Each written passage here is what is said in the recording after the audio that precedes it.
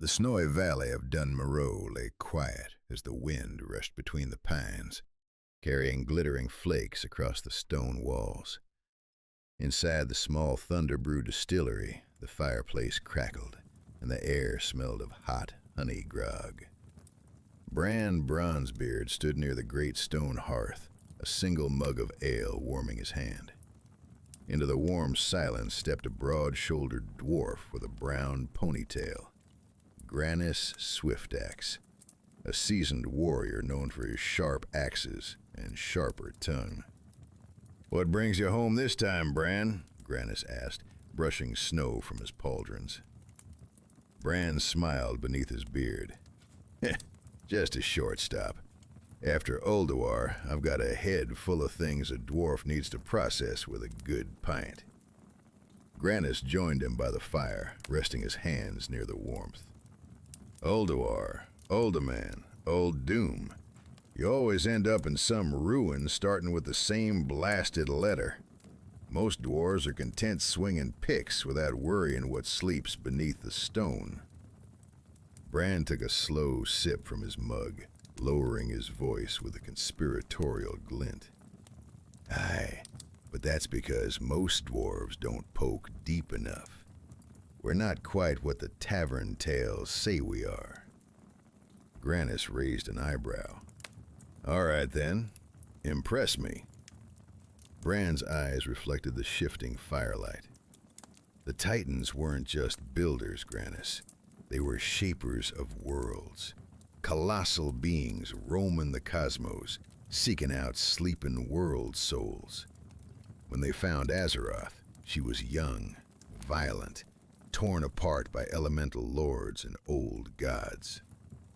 A log cracked, sending sparks spiraling upward. "They raised mountains, leveled seas, forged the ley lines, carved order out of chaos. Entire continents reshaped like clay under their hands, and while they labored, they crafted their earliest servants.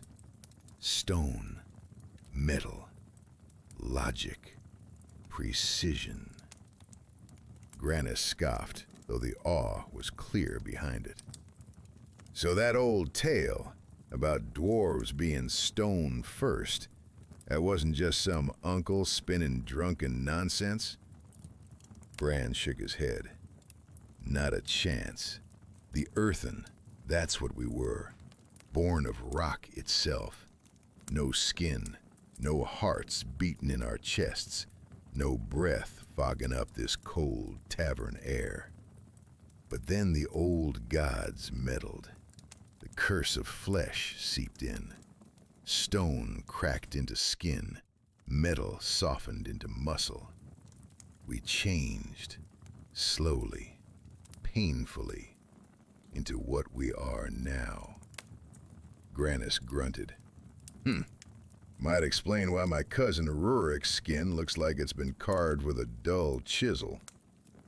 Brann chuckled. "Aye, he's always looked like a prototype." Snow ticked softly at the windows, barely rising over the tavern's gentle murmur. Granis folded his arms thoughtfully. "Hard to wrap your head around, Brann. Thinking we're tied to something cosmic. Titans shaping us, worlds forged like metal. Makes a dwarf feel small, you know?" Brann nodded.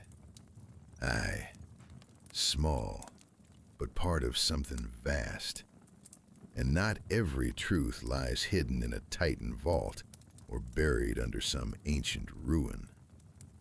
He lifted his mug slightly, letting the firelight dance through the amber liquid. "Sometimes it's enough to stand here with a friend and remember that our story didn't begin with us, but that we're the ones who choose how it moves on." Granis raised his mug. "To choice, then, and to knowing where we came from." Their mugs clinked together, a small but sure sound in the warm tavern air. And in the frozen mountains of Dun Morogh, the evening stretched on unhurried, the fire crackling steadily, the grog keeping the chill at bay, and a soft blanket of snow piling higher against the stone walls, as if the whole world outside had paused to listen to two dwarves sharing ancient truths and older legends.